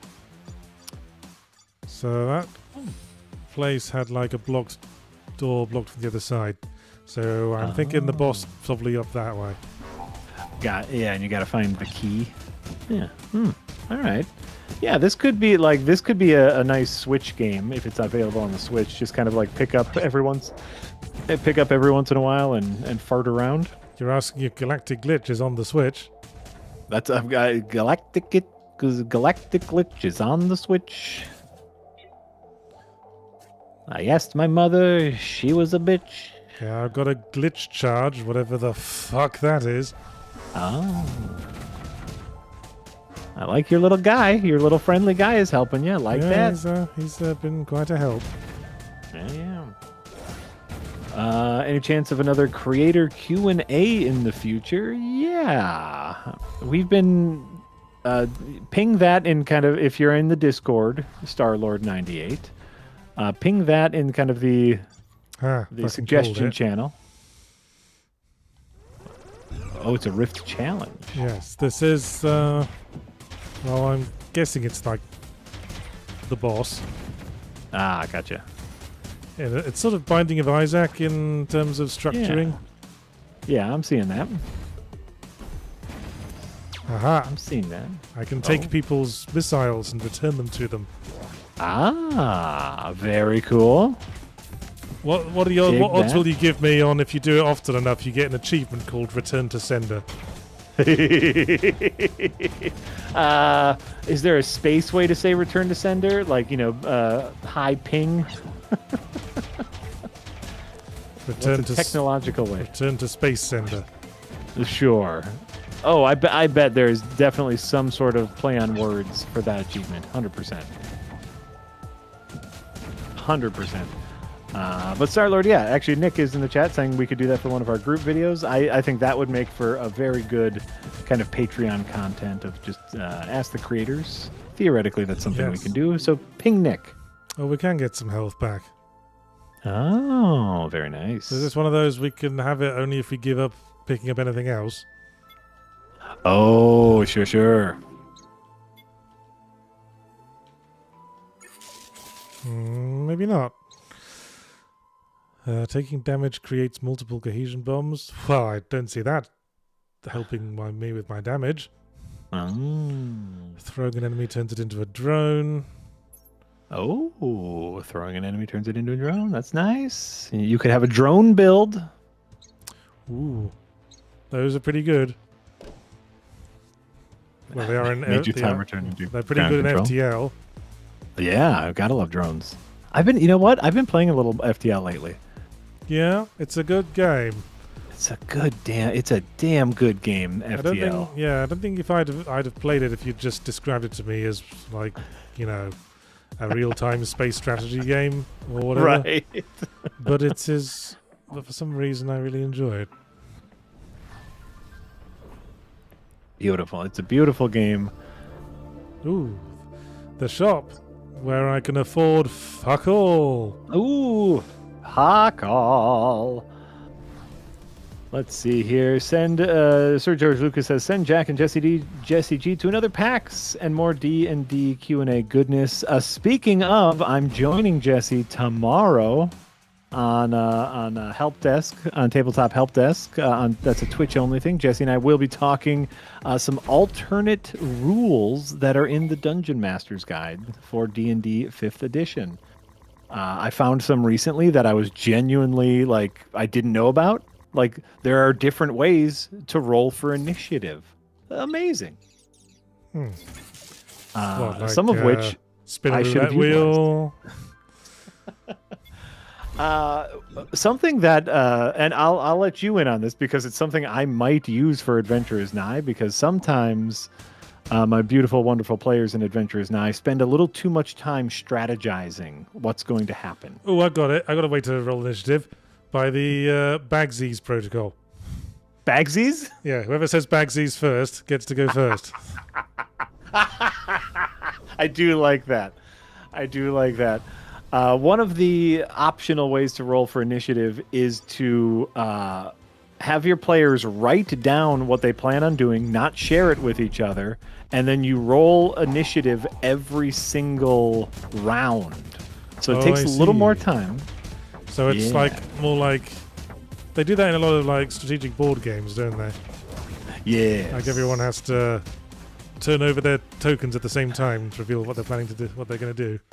Exactly, and this way it's like you can't talk and strategize in between. So if it's a hectic battle, if they can't, if they don't have time to talk, this way they're just figuring out what they want to do, and it might not coordinate with their other players, which could add a good amount of chaos. No, that does sound fun. Yeah, we do tend to cheat the system a lot. Which, obviously, like I allow because of the show aspect of it. I want you guys talking through your process. But yeah, it could be a fun thing to do in Adventurers Night. But in any case, that's what I'll be with Jesse tomorrow on RPG Help Desk, and I'm going to be at Gen Con. I'm not doing any panels, but I'll be there. I'm going to go to a lot of things. Jesse and I are planning on being at PAX Unplugged, and he is signing us up to do panels at PAX Unplugged this year, which I believe is in November, maybe Boss November. Fight. Holy moly, I like the look of this box. Oh, wait, internet? Okay. You alright? Oh, I'm here. Oh, maybe. I'm here. You never went away from my perspective. Oh, okay. Oh, it glitched for me for a little bit. All right. My question for you, Yachts, about the game is how does it feel? Is it floaty? Are you in control? Does it feel good? Yeah, it feels like a twin-stick shooter. All right. It's having me remember a lot of buttons. I got to shoot, but I can also grab stuff, and there's the dodge button, and all the other buttons. And all the other buttons. This? I don't. This might be a game right up my alley. I'm gonna be real with you. This looks kind of good. I was a little thrown at first because like the background visuals seem a little samey. I was a little worried that would get tiresome. Ooh, but you just got a lot of orbs. All right, I guess we can finish the level now. Right. Toffee's being very cute out of shot. Oh. He's sort of lying on his back and wedged between two cushions. Oh, Toffee. Too good. Let's see here. This is how... Marith D, in response to kind of rolling initiative every round, says this is how White Wolf does it. It's pretty tedious. That's the downside of re-rolling initiative every round, right? It takes time. So that's why it's an optional rule, and you shouldn't use it every single combat encounter. But is this on deck? Is this game? I assume this game would run great on a Steam Deck. Yeah, I think it's on deck. Yeah, I would assume. But you're correct, Marathi. We will discuss this more tomorrow during RPG Help Desk. If you're going to be at Gen Con, find me. I'll be there. We'll do some fun stuff. We'll take pictures. We'll do fun things. I've signed up for a Dungeons & Dragons improv workshop. Oh, God. Surprise. That's simultaneously the ideal place for you in the world and the place I would least want to be.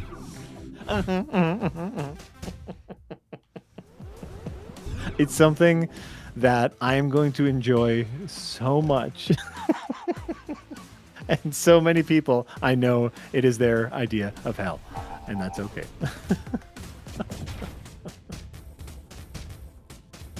And that's okay. Let's see here. How can we hear you two at PAX if you are unplugged? Oh, bring a microphone at least. Eric! Too good. Boy, these levels are kind of huge. Yeah. But every little arena, like, something that I would be worried about just looking at this is the arenas feeling cramped. Holy moly. Look at that level. Yeah, this is like one level. That's a lot. A blorp? I do like the blorp. Oh man, I'm starting to sweat again. I told you I had like a pretty bad 48-hour fever Yes. over the last couple of days. Mm-hmm. Yesterday I was on like 102, and I've been necking Gatorade like water. Well, yeah, I've been necking Gatorade like it's water with some additives in it, which is what Gatorade is. Yes.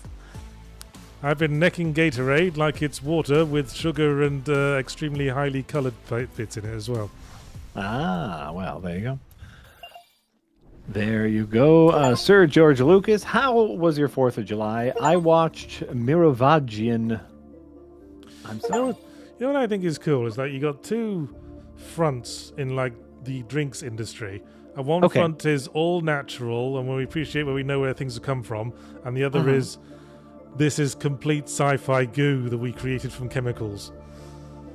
And you look at Gatorade and the listed flavour is just blue. It's like we're not even pretending this is anything that had anything to do with actual fruit, are we? Correct, yeah. I think that would be mean if they even pretended it was fruit. Like, no, this is Arctic Frost. What flavor does that mean? Who cares? Drink it, sucker.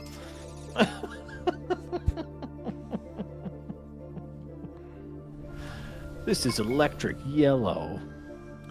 It tastes like Doritos. It's a very marketed towards men thing, isn't it? It's like shower gel that's marketed towards men, and all the smells of stuff like. It's still the same lovely floral scent you get in women's like body wash, but it's called something like, I don't know, salt scrub. Ooh, or like Safe Harbor. Yeah. Like, wait, what? And they sell it in bottles the same color as, you know, bits of car engine. Yes, like I think I use like not Old Navy. Oh crap. The one I use has like nautical themed ones where it's like the Kraken, the sea octopus, the wench, and it's like, oh great, it just smells nice, whatever it is. Let's see here. Okay, so Sir George Lucas with the Bit Border says, how was your 4th of July? I watched the Maravagian orgasm pie scene from YouTube. It was grossly incandescent. Did you blast off many fireworks? Maravagian orgasm pie scene from YouTube. I don't know what that means, Sir George Lucas. I'm sorry. Oh, I know what these means. It's that scene from the second Matrix film, isn't it? Where the Merovingian gives a pie to a lady and she has an orgasm. Gotcha. Yes, you are absolutely correct. For some reason, that slipped my mind. That was when the Wachowskis wanted to force some horny into a property that didn't need any more horny. Oh boy, we're a change of scene. Oh, a different color. All right. It's a different color, and all the asteroids are bits of random space debris. All right, that's something. I did not blast off any fireworks. Yats, did you blast off any fireworks? No, we were gonna go to the communal fireworks, but they weren't until 9 p.m. and my youngest got really tired, so I took her home. Yeah. I don't really give that much of a shit anyway. I honestly, I also. I mean, what's to celebrate about America these days? Am I right, kids? Am I right? Patriotism. Hey-yo. I've just never cared to watching fireworks. In near the Summerfest grounds at downtown Milwaukee, in lieu of fireworks, they did one of those drone shows. Oh, those can be pretty spectacular. And I saw some clips of that, and that looked like a lot of fun. I think if they do another drone show, I will try to go to that because that seems like a fun thing to do. My local fireworks, I live relatively close to where the fireworks are set off. And so me and my youngest poked our head outside of our door, watched them for approximately 10 seconds, said, wow, that's neat, went back inside and played video games. Yeah. People are pretty jaded these days. I mean, you can do spectacular things with drone shows, but I think knowing that you can just encode it all with a computer sort of take something away from it. If you knew every single drone was being individually piloted by one person, I think it would be a lot more impressive. Yes. I love that idea, because then you could get crashes. Yeah. And that's what we really want, is the possibility of destruction. There was some neat things with the drone show, like in Milwaukee. Now I'm going to take you on a bit of a long walk here, so bear with me. In Milwaukee, we had some local hubbub around a beached boat off of Lake Michigan. There was kind of a wrecked boat that had beached up on one of our major beaches, and no one was claiming it. No one was claiming to own it. Wow, and the city didn't necessarily know what to do with it. And really exciting sort of town, isn't it? Milwaukee, it's the city of dreams. Well, at least it wasn't another fucking serial killer, am I right? We've already had our fair share of those.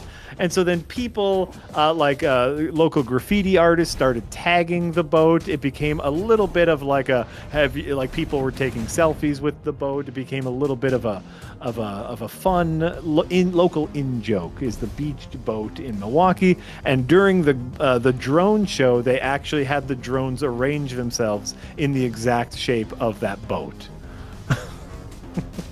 And the crowd went nuts. I guess that's one of those you had to be there situations.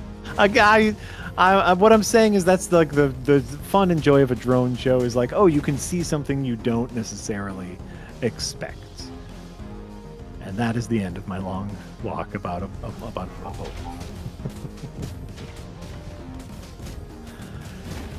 Oh, well. Let's see here. Pure Pyro says, did you stick with Convoy, Jack? The tactical roguelike inspired by FTL and Mad Max? No. That fell off pretty hard for me. It's just... Nothing quite has it like FTL does. I would love an FTL, but with a different setting. I know, it's weird that, isn't it? I've played so few other tactical real-time strategy games that I like. Yeah. I just like, what I like about FTL is that you can yell, divert power to the main thrusters, like you're in Star Trek, and it actually means something. Right? The power management, the people management, the different weapons, the different tactics with every different weapons, like the several different upgrade paths. You know, some of the best runs, you don't even use your guns at all. It's all about, teleporting your officers over there. There's so much fun to be had. And I've played a few of them. Like, there was a pirate-themed FTL like. There was Convoy, the Mad Max-themed FTL like. I've played them, and none of them hit the same mark. Which really, it should be. It feels like it's like a half of the work is done for you. You know what works on. I know. It's hard to know what specifically it is about FTL that makes it work so well. Right?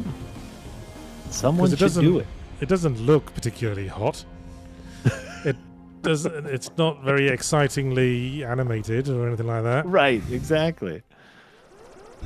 Exactly. So why did they get it so right, and why does everyone else get it wrong? Maybe it's just the fact that it's more no frills.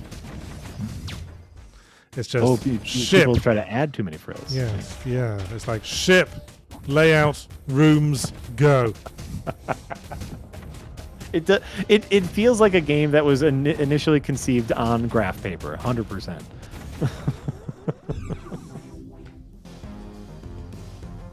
Man, I'm living off this single nugget of health surprisingly well. That's great. That's great. I see someone is recommending Void War. Oh, I can boost now. Oh my god. Void War looks very FTL. Void War looks like they might have a lawsuit on their hands, FTL. But it's also set in space. We already have FTL set in space. Yeah, it's FTL. It's FTL. Void War, I am going to add it to my wish list because it does come out theoretically. Oh no, it is out already. It is out already. It's very positive reviews, but this looks, I mean, When you say positive, is it very positive, mostly positive, or overwhelmingly positive? Very positive. That's not so great. It's not so great? No. That's going to be like slightly, polarizing. That's going to be like 75-80% good reviews. Okay.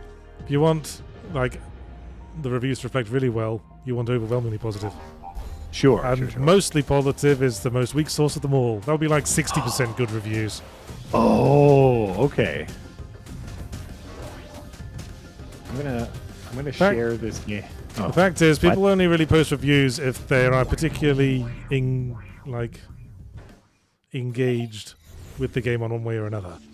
Okay. If they really passionately like the game or they really passionately hate it. Correct. And if a game's just sort of middle of the road, I think you're more likely to see positive reviews because, if it's just does its job well enough, then, no one's going to really have enough of a hate boner on, but there are going to be enough people who want to lend it some support. Fair. I'm very interested in Void War. I think I'm going to play it.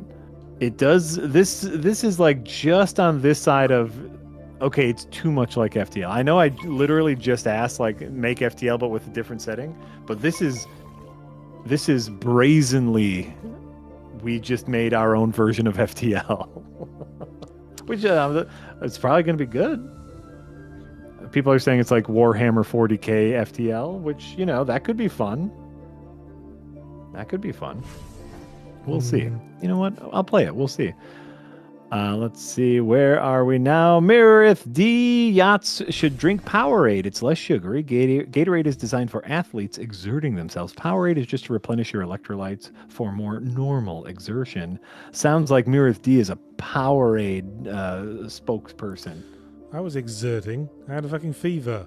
I was sweating like a fucking sprinkler system. That's exertion, isn't it? Yeah, I think so. I just needed liquid with electrolytes in it. I was just had to replace everything I was losing. I don't see much difference. My guess is just the sugar. But you know what?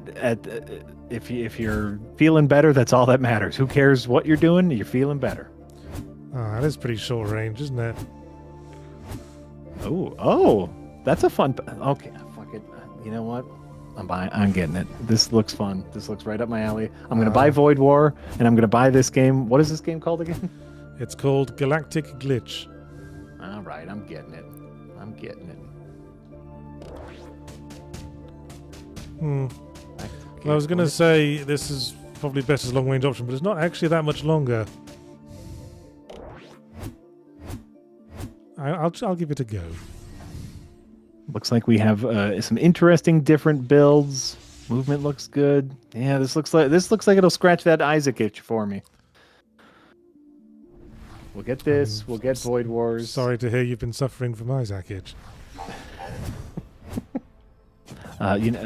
7 in 10 men suffer from Isaac itch. Oh, well, that's the shotgun. That is very powerful close up. That looks great. That looks really fun. Oh, that looks really fun. You're selling me. Pure Pyro says Dome Keeper ? That's not very FTL-y. Is that what we're talking about? I believe that was in relation to the FTL talk. That is not. That's kind of tower defense-y. Yeah, I'm not sure how to classify that. That's tower defense-y with a bit of Steam World Dig thrown in. Right, with a little base management thrown. Not a bad game. I had a lot of fun playing Dome Keeper, but I've played a fair bit of Dome Keeper in my time. It's not the same. Like, it's not the same level of satisfaction that a good FTL run gives you or a good Isaac run gives you. Dome Keeper was a little too I don't think it was an auto battler, but it felt like an auto battler, if that makes any sense. Well, you could make it an auto battler depending on how you build your base. Ooh, that's fair. That's very, very fair. That's very, very fair. I hear Powerade is good for Isaac Itch. Thanks, Merith D. Ooh, there's a choice. Permanent buff to throwing damage or permanent buff to weapon damage? I guess I'll go with weapon just because I keep forgetting I have the ability to throw things. Sure. How can you forget? There's crap everywhere. I know. But, you know, my instinct is just to shoot the dudes. Yeah, that's fair. I've always had the philosophy when it comes to gimmick weapons that if it takes more than one button press, it's probably not worth it. Is this more or less efficient than just pointing at the dude and pressing kill? Does it kill them faster? Yeah. Not Yeah, really. maybe. Oh. I guess it's got better range. Okay. Oh, okay. Somewhat. Oh, look, it's Yeah, Mr. Skullface. That does feel like a design, like a balance problem. Like if you're going to give me these two options, they should have very clear pros and cons. Sir George Lucas says, Jack, I have a Star Trek question only you can answer. There was a Trek movie where Kirk and Picard team up against evil aliens, and then Kirk died under some rocks. Yes, Star Trek Generations. We all know this. Star Trek Generations. Okay, so the question is, was this team up a big deal? Did the fans love it? Well, I don't know if you've ever seen this one obscure YouTuber I know called Mr. Plinkett. Yeah. Oh, yeah. Hold on. Let me open a tab. Mr. Plinkett. Yes. Okay. He did Generations quite early in his career. I remember. And he's probably one of the most vocal Star Trek fans out there who was a Star Trek fan at the time it came out. Yeah. And, fans didn't like it that much. I think it might have been the big fracture in the fan base. Someone like my dad, who loved the original Star Trek and Star Trek Generations, but is not necessarily someone who understands what makes movies good or not, loved Star Trek Generations. I think more importantly, it came out in a time before fan backlash was really a thing. Ooh, nice. Strange as that might sound to a modern listener. But, you know, we didn't really have the capacity to just go online and vent about everything. That's right. In the same way we do now. Fan backlash wasn't as quantifiable back in the day. Yeah. But no, like my dad loved Generations, loved all the Star Trek movies, but he's not, someone I would trust with movie recommendations. But to him, Kirk and Picard were in a movie together. This is great. So I think there was a large part of the fan base that loved it. Obviously, there was another part of the fan base who really loved Next Generation who did not like those movies. There were people who liked the original Star Trek who didn't like Next Generation. Ooh, it's all one thing after another, really. There you go. Kustos Delivery says, yep, I wouldn't be as worried Void War is going to get sued by the FTL programmers, but they seriously might get sued by Games Workshop, aka the creators of Warhammer. Oh yeah, no, mostly that was me joking, just because if you look at the at any gameplay footage of Void, I forgot the name of it already. That can't be a good sign. Void War. The ship layout and battle scenes are 1-for-1 FTL. But I'm sure they'll stay under the radar. It'll be fine. Or it won't. Those are our only two options. I mean, there's so many knockoffs of everything these days. Right?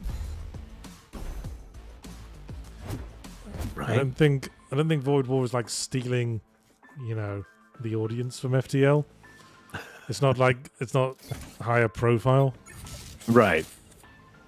And same with Warhammer 40K. It's not like they are taking away people from... It's not like they're stopping people from playing Warhammer because of their FTL-like game.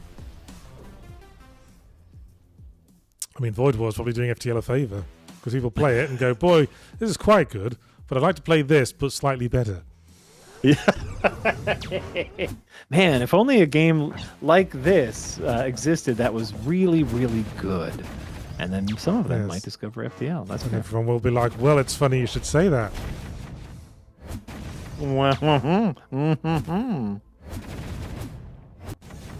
Yeah, Few okay. things I was skeptical, but these fangs are pretty good, actually. They look awesome. They look super fun. Movement speed increase? No. I don't need that. Damage it is. I mean, you can never go wrong with damage, in my opinion. That's always been my view. It's like not being sure what to upgrade in Dark Souls, so you just put it in health or stamina again.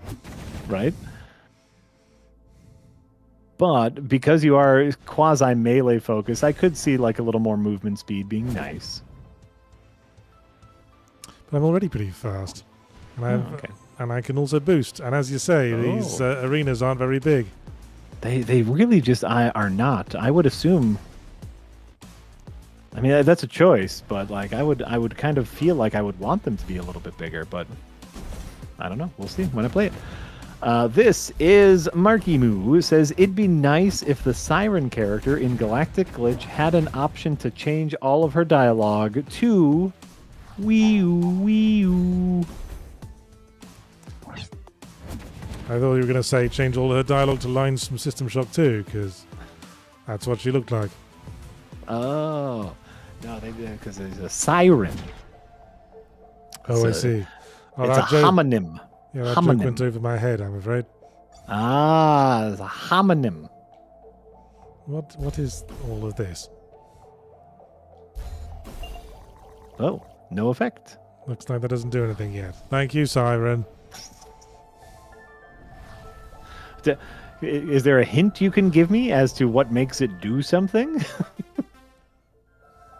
That would be nice. Is it boss time? I think it might be boss time. Oh, this looks very similar to the first boss. Yeah, it is the same boss. Oh. That I don't like. But look how this melee weapon is just eating him up. Absolutely. Eating him up and sealing him in a little envelope and sending him home to Mum. Ah, well, his mom will be happy.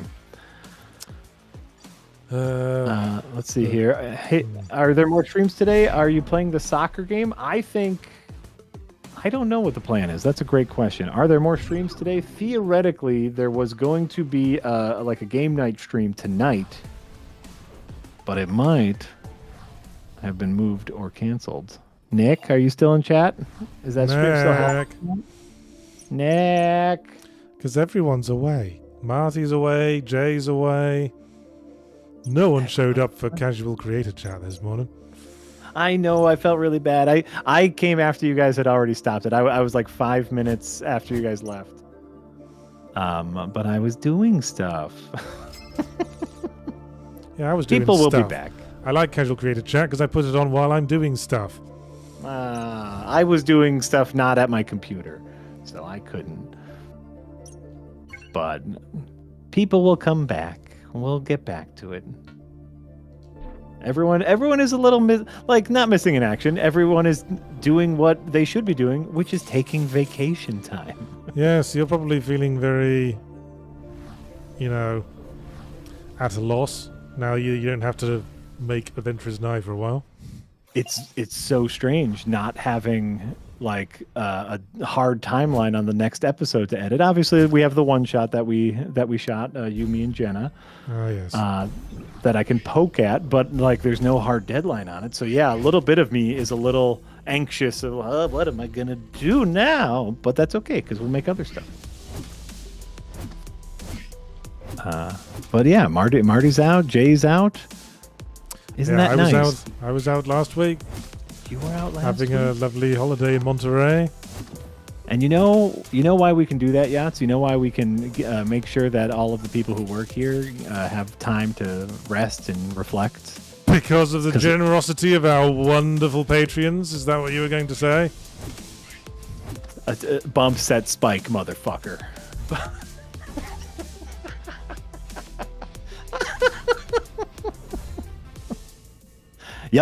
Yep, because we have all of you wonderful supporters to make sure that we get to do what we want, and sometimes what we want is just to take a little time off.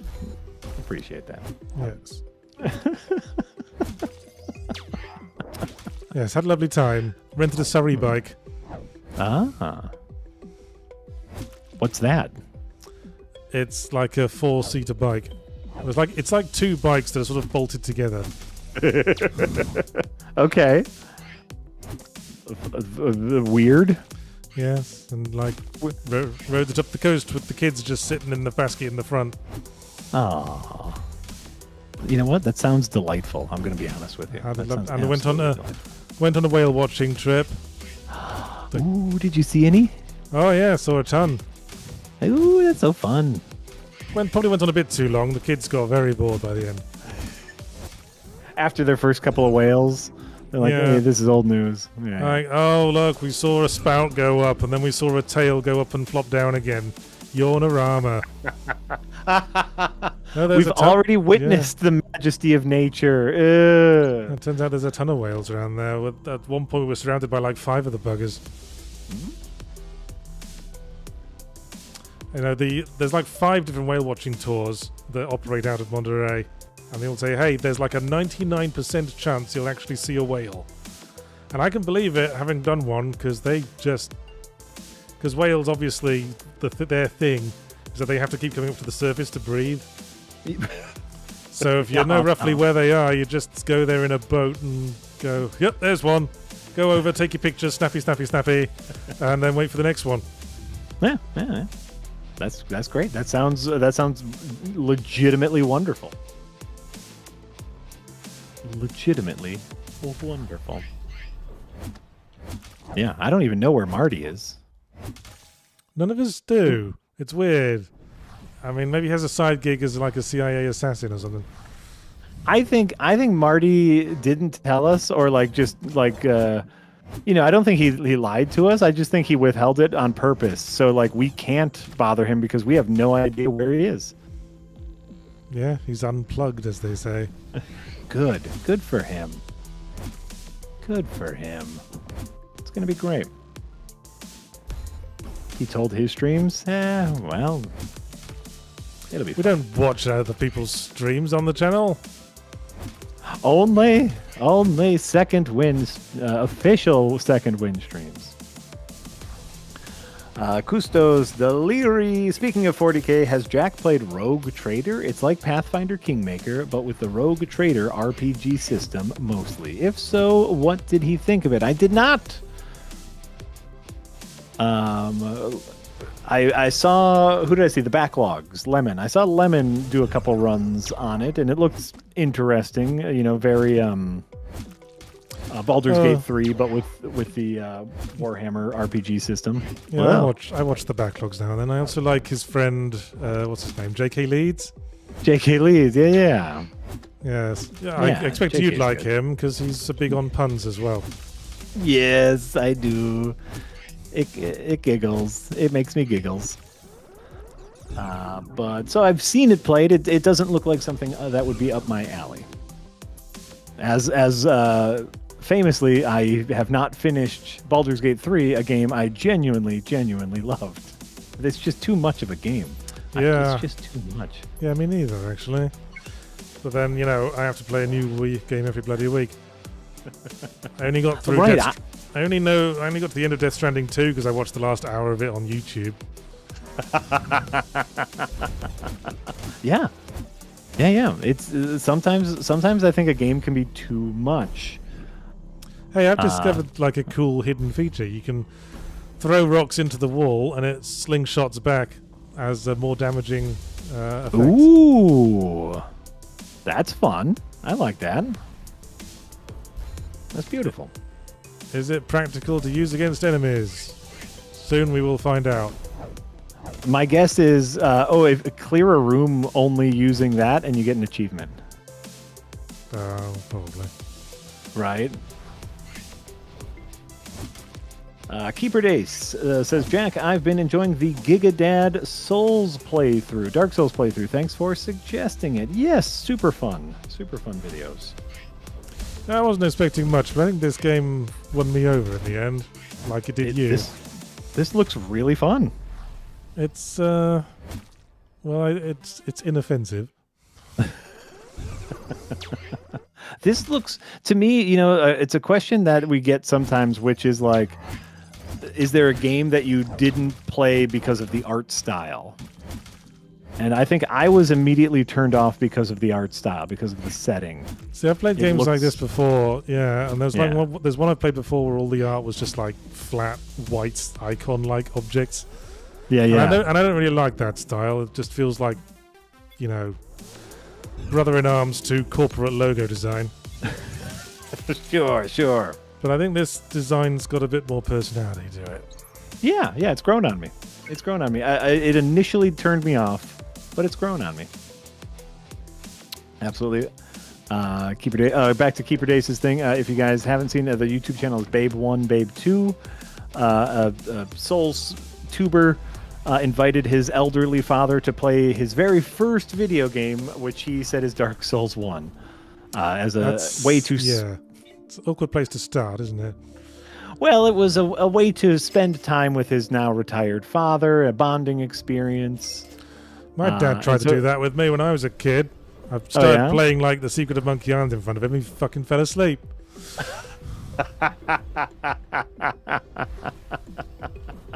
Well, and this is the dad playing, and it's a really delightful series. A lot of heart to it, of like, you know, obviously, like the dad doesn't even know how to move the camera for the first couple of episodes.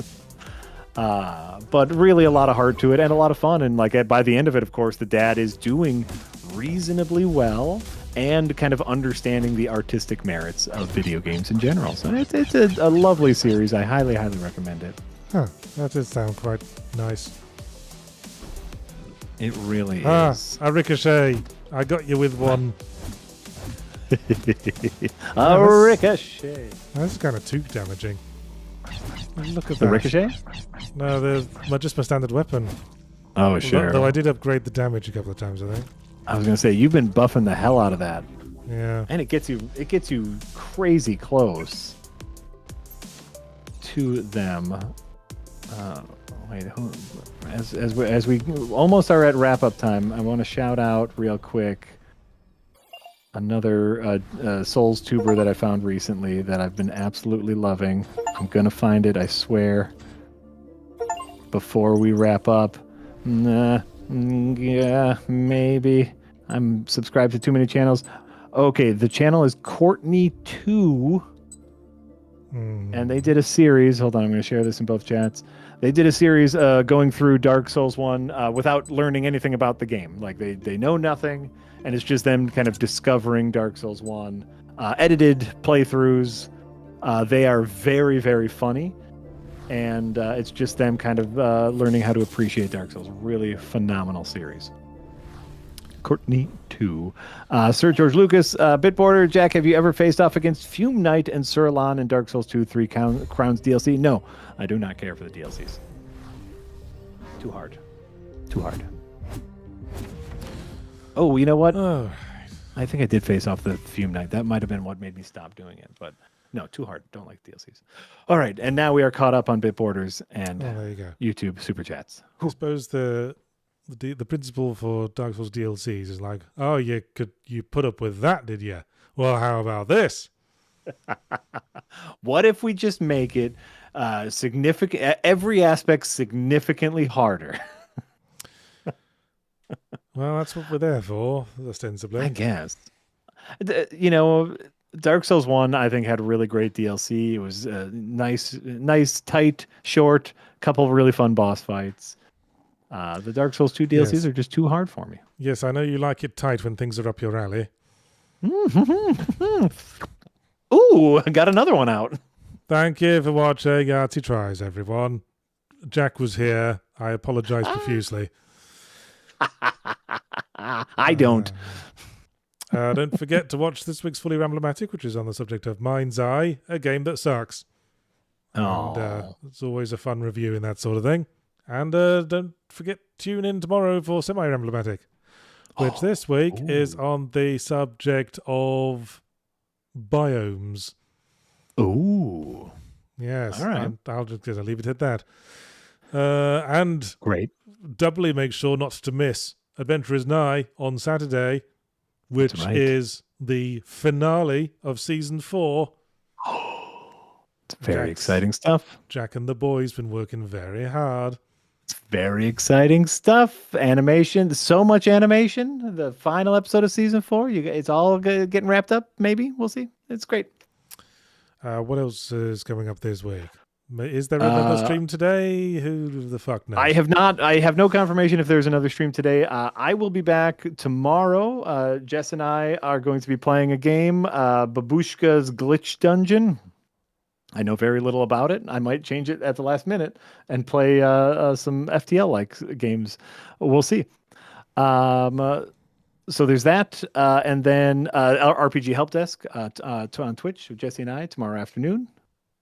And then some more streams, I'm sure, at some time, somewhere, somehow. Yes. Well, just show up every day. There'll probably be something. We'll amuse you somehow. Yeah. We'll just do a little dance. Ooh. We can Macarena like they did in System Shock 2. Hey, callback. Hey, Macarena. Hiya. Boy, is it obvious that we're old yet? We're very old. I'm older than you, I believe, by a little bit. By a small amount, yes. Yeah. What are you going to do about it? I'm happy. I'm happy to be old. Well, I'm happy not to be the oldest person in Second Wind, so I guess we're all happy. There we go. I'm happy to be old because the other option is, dead. So, so I'm here. It's great. Well, I guess that's it from us then. Okay. We'll see you all next time. Bye. Bye.